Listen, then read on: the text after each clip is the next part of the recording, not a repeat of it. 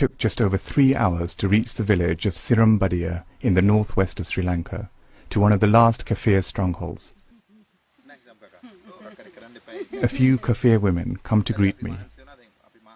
I find their smiles infectious. One of the women is named Ignacia.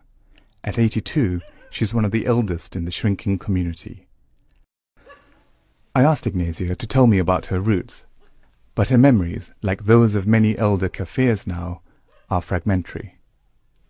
ඉතිහාසයේ අපිට ඉතින් වැඩි දන්නේ අපේ දෙමාපියෝ කියාපු එක තමයි අපි දන්නේ. අපි ලංකාවේ ඉපදිච්ච කට්ටියනේ.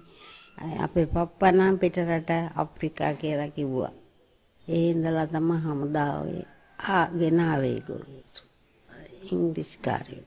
ගෙනල්ලා මෙහි මේ ලංකාවේ මොරට කියලා තියාපු කට්ටිය තමයි අපේ පප්පලා සියලා ඔක්කොම.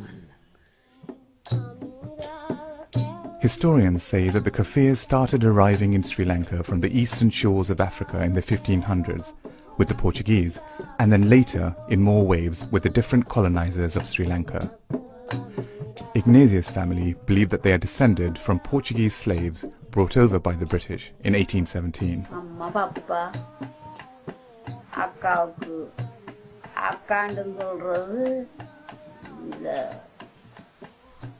Ignacia is one of the remaining few who still speaks the lyrical Creole.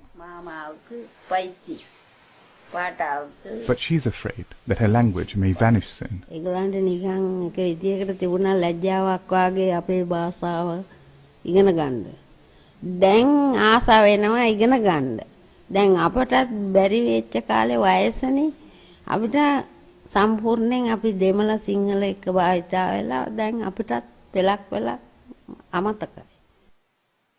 With kaffir music so popular right now, all the exposure may be helping them stay alive as a group.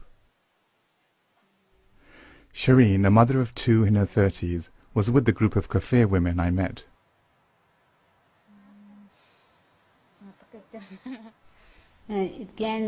පිළිගැනීමත් තින් ඉස්සර වගේම දැනුත් ඒ හිතවත්කම් හැම එකම තියෙනවා.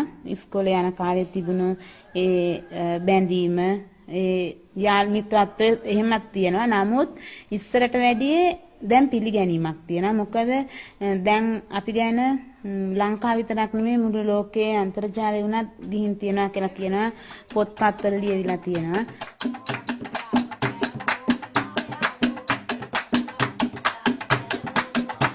But the exposure of the kaffirs to the mainstream has had a downside. At times, they've been treated like exotic animals in a human zoo by the media. That's why Shireen, for one, is now very cautious around outsiders like me. රූපවාහිනී මධ්‍යස්ථානවල උනත් අපිව අපේ show ගන්න කියලා ඉවරලා යාලා සජීවී විකාශනයවල් කරන්න කියලා එක්කගෙන යනවා. අපිට යාලා ट्रांसपोर्ट දෙනවා දීලා ඉවර වෙලා අපි එක්කගෙන යනවා එකගෙන ඇවිල්ලා පොරොන්දු වෙනවා අපි ඔයාලගේ මහන්සිය එතකොට ඒ දවසේ වියදම් මෙච්චරක් දෙන්නම් කියලා එක්කන් යනවා ගියාට පස්සේ යාලා ඊට පස්සේ දැන් කැම්බීමේ දේවල් දීලා ඉවරලා කියනවා අපි ඔයාලට එවන්නම් කියලා එක්ක අපේ ෆෝන් නම්බරේ හරි බැංක් නම්බරේ හරි අරගන්න අපි ඔයාලට සල්ලි එවන්නම් නැත්නම් ගෙනත් දෙන්නම් කියලා ඒත් සමහරක් අය අද වෙනකන්වත් එහෙම කරපු නැති අය ඉන්නවා.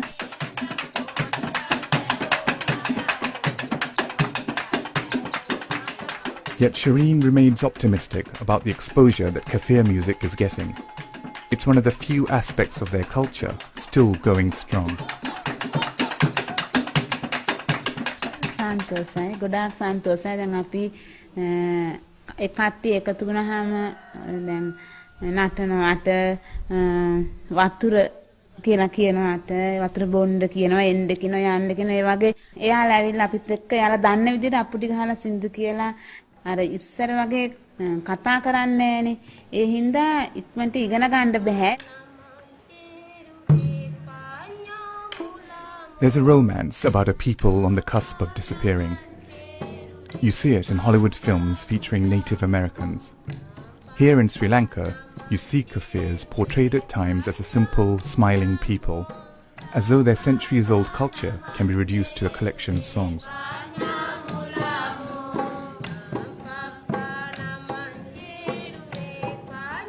Backed by popular demand, the kaffirs are playing again in Colombo's Barefoot Cafe.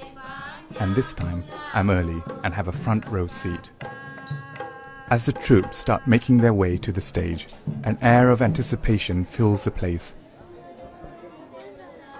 Then the group starts singing their manyas, as they call them.